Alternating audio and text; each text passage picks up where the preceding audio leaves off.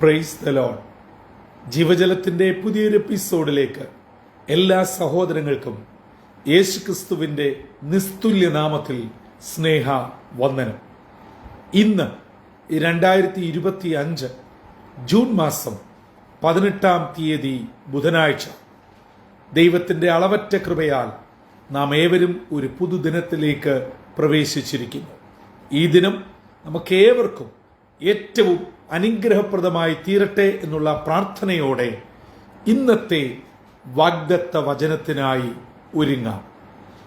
ഇന്ന് ജീവജലത്തിൽ കൂടി പ്രോമിസ് വേഴ്സായി നമുക്ക് ലഭിച്ചിരിക്കുന്നത് ഉൽപ്പത്തി പുസ്തകം 31-ാം അധ്യായം 3-ാം വാക്യം.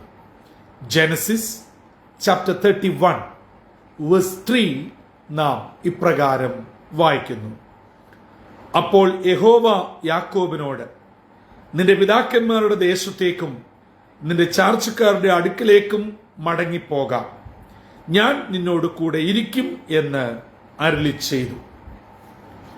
എന്നെ കേട്ടുകൊണ്ടിരിക്കുന്ന ദൈവമക്കൾക്ക് ഇന്നത്തെ വാഗ്ദത്ത വചനമായി വായിച്ചു കേട്ട വാക്യത്തിന്റെ പശ്ചാത്തലം വളരെ സുപരിചിതമാണ്. 30-ാം അധ്യായം അവസാന വാക്യത്തിൽ യാക്കോബ് മഹാസമ്പന്നനായി തീർന്നു. ധാരാളം ആടുമാടുകളും ദാസീദാസന്മാരുമായി ഒരു വലിയ ധനവാനായി മാറി എന്ന് നാം വായിക്കുന്നു. എന്നാൽ 31-ാം അധ്യായം തുടങ്ങുമ്പോൾ ഇതാ ലാബാന്റെ ആൺമക്കൾ ഒരു പ്രത്യേക കമന്റ് പറയുന്നുണ്ട്. യാക്കോബ് ഇത്രത്തോളം സമ്പന്നനാകാൻ കാരണം തങ്ങളുടെ പിതാവിന്റെ ധനം, അതായത് അന്നത്തെ ആടുമാടുകൾ മുഴുവനും യാക്കോബ് കൈക്കലാക്കിയതാണ്. ഇപ്പോൾ യാക്കോബിന്റെ കയ്യിൽ ഇരിക്കുന്നതൊക്കെ ഞങ്ങളുടെ കയ്യിൽ ഇരിക്കേണ്ടതാണ്.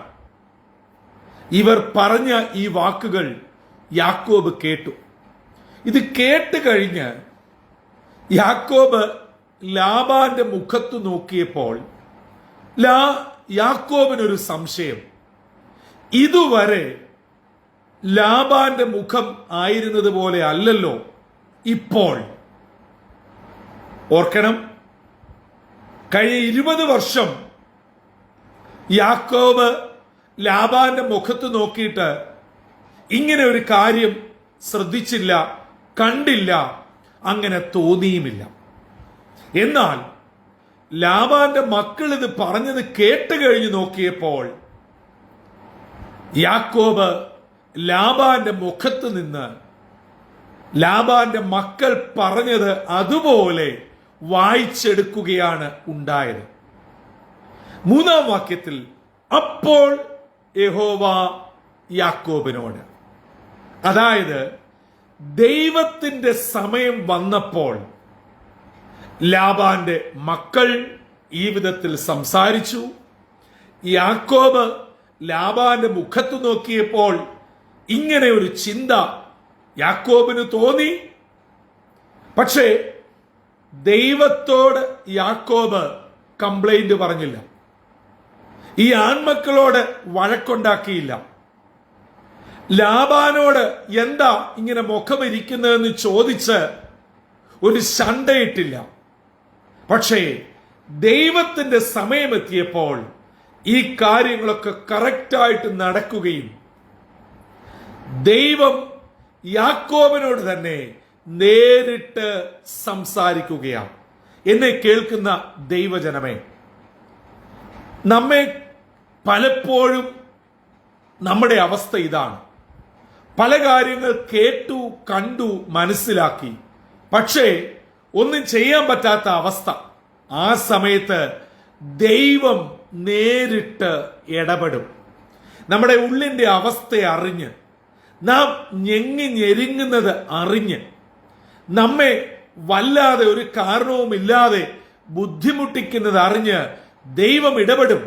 ദൈവം പറയുകയാണ്, യാക്കോബേ, ഇനിയും നീ ഇവിടെ നിൽക്കണ്ട. കാരണം ദൈവത്തിന് യാക്കോബിനെ ചിലത് പഠിപ്പിക്കാനുണ്ടായിരുന്നു. അത് പഠിപ്പിച്ചു. ഒരേ സമയത്ത് തന്നെ അപ്പനെയും ജ്യേഷ്ഠനെയും കബളിപ്പിച്ചു. അതെ, കണക്ക് പറഞ്ഞാൽ ജ്യേഷ്ഠനെ 2 പ്രാവശ്യം കബളിപ്പിച്ചു. ജ്യേഷ്ഠ അവകാശവും അനുഗ്രഹവും വാങ്ങി.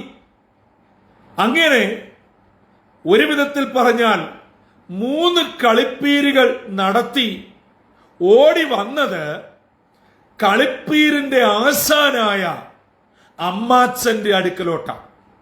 യാക്കോബ് താഴോട്ടുള്ള വാക്യങ്ങളിൽ നാം വായിക്കുന്നുണ്ടേ, തന്റെ ഭാര്യമാരായ ലാബാന്റെ മക്കളോട് പറയുന്നുണ്ട്, കഴിഞ്ഞ 20 വർഷം ഞാൻ ഈ ലാബാന് വേണ്ടി കഷ്ടപ്പെട്ടു. 7 14 വർഷം ഈ 2 ഭാര്യമാർക്ക് വേണ്ടി. അവിടെയും ആദ്യമേ കളിപ്പ് പറ്റി. പിന്നെ 6 വർഷം ഈ സമ്പത്തിനു വേണ്ടി.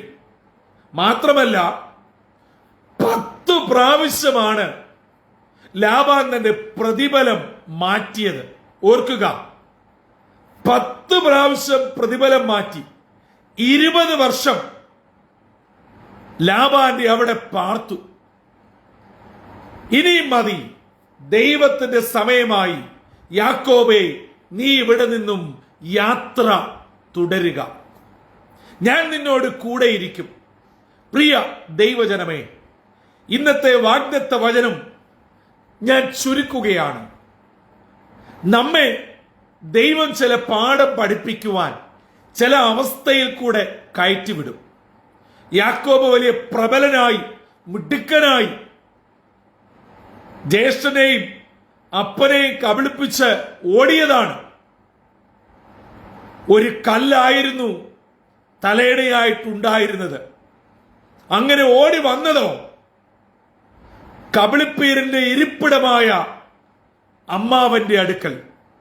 ആ അമ്മാവൻ ഈ നിലകളിൽ 20 വർഷം യാക്കോബിനെ ശരിക്കും നടത്തി. പക്ഷേ യാക്കോബിനെ കുറിച്ച് ദൈവത്തിനൊരു പദ്ധതി ഉണ്ടായിരുന്നത് കൊണ്ട് ദൈവം യാക്കോബിനെ കരുതി. എന്നാൽ ദൈവത്തിന്റെ സമയം യാക്കോബിൽ പൂർത്തീകരിച്ചപ്പോൾ യാക്കോബിനോട് ദൈവം പറഞ്ഞു, നീ ഇവിടെ നിന്നും യാത്ര തുടരുക. പ്രിയ ദൈവമക്കളെ, നമുക്കെന്നും പ്രതികൂലമല്ല, എന്നും വേദനയല്ല, എന്നും പ്രതിസന്ധി അല്ല. യാക്കോബ് ലാബാന്റെ ഭവനത്തിൽ ഞെരുങ്ങുന്നതും ബുദ്ധിമുട്ടുന്നതും, ലാബാൻ യാക്കോബിന്റെ പ്രതിഫലം മാറ്റുന്നതും തമ്പുരാൻ കണ്ടുകൊണ്ടിരിക്കുകയാണ്. ആ സമയം എത്തിയപ്പോൾ ദൈവം ഇടപെട്ടു. അങ്ങനെയെങ്കിൽ കഴിഞ്ഞ ചില നാളുകളായി എന്നെ കേട്ടുകൊണ്ടിരിക്കുന്ന യുവജന സുഹൃത്തുക്കളെ, മാതാപിതാക്കളെ, നിങ്ങളുടെ ഞെരുക്കം, നിങ്ങളുടെ വേദന, ആരോടും പറയാൻ പറ്റാത്ത നിങ്ങളുടെ അവസ്ഥകൾ, ഭാരങ്ങൾ, സങ്കടങ്ങൾ, വിഷമങ്ങൾ തമ്പുരാൻ കാണുന്നുണ്ട്. തമ്പുരാന്റെ സമയത്ത് അവൻ ഇടപെടും, പ്രവർത്തിക്കും, നിശ്ചയമായും പോക്കുവഴിയുണ്ടാക്കും. യാക്കോബിനോട് പറയുകയാണ്, നീ നിന്റെ ദേശത്തേക്ക്, നിന്റെ ചാർച്ചക്കാരുടെ അടുക്കലേക്ക് മടങ്ങിപ്പോ, ഞാൻ നിന്നോട് കൂടെയിരിക്കും. അതെ, ഇന്ന് പകൽ കൂടെയിരിക്കുന്ന ഒരു ദൈവം നമ്മുടെ വഴിയാത്രയിൽ പ്രതികൂലങ്ങളുടെ മധ്യേ അനുകൂലകനായി കൂടെയിരിക്കുന്ന ഒരു ദൈവം നമുക്ക് വേണ്ടി ജീവിക്കുന്നു. പ്രിയമുള്ളവരെ, അതുകൊണ്ട് നമ്മുടെ കഷ്ടതയും നമ്മുടെ ഞെരുക്കവും നമ്മളെ ഞെരുക്കുന്നതും നാം ബുദ്ധിമുട്ടുന്നതും ഒക്കെ തമ്പുരാനും കണ്ടുകൊണ്ടിരിക്കുകയാ. യാക്കോബ് ദൈവത്തോട് പരാതി പറഞ്ഞില്ല, ദൈവമേ ഈ 10 പ്രാവശ്യം എന്റെ പ്രതിഫലം മാറ്റി എന്നെ ഈ നിലയിലൊക്കെ ഞെരുക്കി. യാക്കോബ് ദൈവത്തോട് പറഞ്ഞതായി ഒരു കംപ്ലൈന്റ് ബോക്സ് ഓപ്പൺ ചെയ്തതായി നാം വായിക്കുന്നില്ല. ഭാര്യമാരോടാണ് അപ്പന്റെ പ്രത്യേക സ്വഭാവത്തെ കുറിച്ച് പറഞ്ഞത് നാം ഇവിടെ വായിക്കുന്നേ. എന്നിട്ടും പറയുകയാണ്, എന്നാൽ സ്വർഗത്തിലെ ദൈവം എന്നോട് കൂടെ ഇരുന്ന് എന്നെ നടത്തി.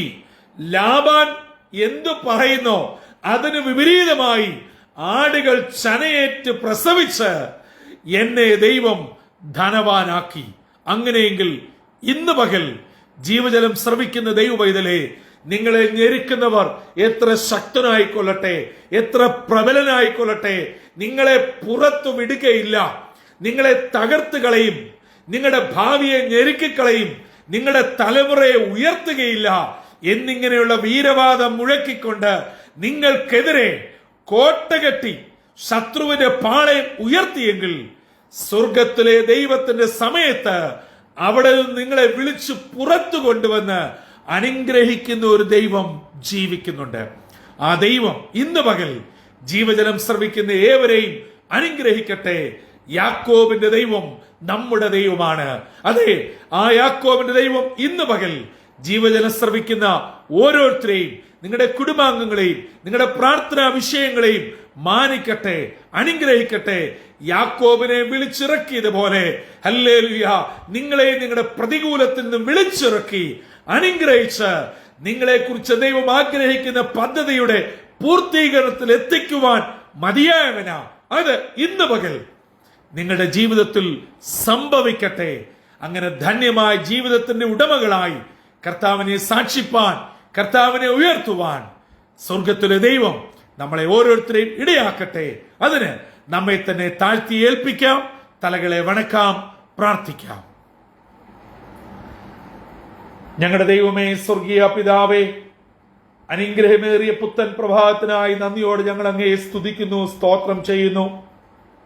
യാക്കോബിന്റെ ജീവിതത്തിൽ ലാബാന്റെ ഭവനത്തിൽ നിന്ന് തുടങ്ങി, വേറുകൃത്യം തുടങ്ങി, യാക്കോബിനെതിരെ സംസാരം തുടങ്ങി എന്ന് യാക്കോബ് കേട്ടപ്പോൾ സ്വർഗത്തിലെ ദൈവം യാക്കോബിനോട് ഇടപെടുകയും അവിടെ നിന്നും യാക്കോബിനോട് യാത്ര പുറപ്പെടുവാൻ പറഞ്ഞ ദൈവിക വചനങ്ങൾ ഇന്ന് ഞങ്ങൾ കേട്ടുവല്ലോ. അപ്പാ, ഞങ്ങൾ ഞെരുങ്ങുന്നതും വിഷമിക്കുന്നതും ഭാരപ്പെടുന്നതും ഞങ്ങൾ കടന്നു പോകുന്ന ഇന്നിന്റെ അവസ്ഥകളും അവിടുന്ന് അറിയുന്നു. വേദനയും രോഗവും ദുഃഖവും പ്രയാസവും നിന്ദയും പ്രതികൂലങ്ങളും സാമ്പത്തിക ബാധ്യതകളും ഒക്കെ ഞങ്ങളെ ഞെരുക്കുന്നപ്പാ, അവിടുന്ന് ഞങ്ങളെ വിളിച്ച് പുറത്തു കൊണ്ടുവന്ന് ഞങ്ങളെ അനുഗ്രഹിക്കുന്ന ദൈവമാണെന്ന് യാക്കോബിന്റെ ജീവിത അനുഭവത്തിൽ കൂടെ ഇന്ന് ഞങ്ങളെ കേൾപ്പിച്ചതിനായി സ്തോത്രം. അതെ, ആ അനുഭവം ഇന്ന് ഞങ്ങൾക്കുണ്ടാകണമേ. ഞങ്ങളുടെ വിഷയത്തിന്മേൽ അവിടുന്ന് ഇടപെടണമേ. ഇന്നത്തെ ദിനം അനുഗ്രഹത്തിന്റെ ദിനമായി ദൈവകൃപയോടെ ഞങ്ങളെ കാത്തു പരിപാലിക്കണമെന്ന് യേശു ക്രിസ്തു മൂലം അപേക്ഷിക്കുന്നു. കൃപയോട് കേട്ട് ഉത്തരം അരുളുമാറാകണമേ. ആമീൻ, ആമീൻ, ആമീൻ. പ്രിയ സഹോദരങ്ങളെ, നമ്മുടെ ഭക്തന്മാരായ പിതാക്കന്മാർ പാടി, യാക്കോബിൽ ദൈവമെന്നും നമുക്കുള്ളവൻ, അവൻ നമ്മെ ജീവപര്യന്തം വഴി നടത്തും. അതെ, യാക്കോബിന് ഒരു നിന്ദ ഏൽക്കേണ്ടി വരും. യാക്കോബിനെതിരെ ഭവനത്തിൽ വർത്തമാനം തുടങ്ങി എന്ന് യാക്കോബ് അറിഞ്ഞപ്പോൾ തന്നെ ദൈവം യാക്കോബിനെ അവിടെ നിന്നും രക്ഷപ്പെടുത്തുന്നു. ഇന്ന് നാം കടന്നു പോകുന്ന ഏത് പ്രതികൂലത്തിൽ നിന്നും, ഏത് പ്രതിസന്ധിയിൽ നിന്നും തമ്പുരാൻ വിടുവിക്കട്ടെ, അനുഗ്രഹിക്കട്ടെ. അങ്ങനെ നമ്മുടെ ജീവിതം ധന്യമാക്കി ദൈവകൃപയോടെ മുൻപോട്ട് പോകുവാൻ സർവശക്തനായ ദൈവം ജീവജലത്തിന്റെ എല്ലാ ശ്രോതാക്കളെയും ഇടയാക്കട്ടെ. അതിന് നമ്മെ തന്നെ ദൈവവരങ്ങൾ താഴ്ത്തി ഏൽപ്പിക്കാം. ഈ വചനങ്ങളാൽ നമ്മെ ഏവരെയും ദൈവം അനുഗ്രഹിച്ച് കൃപയാൽ നടത്തട്ടെ. കർത്താവിന്റെ അനുഗ്രഹിക്കപ്പെട്ട മുന്തിരിത്തോട്ടത്തിൽ നിന്നും brother Santhosh Koodukulanji. God bless you all.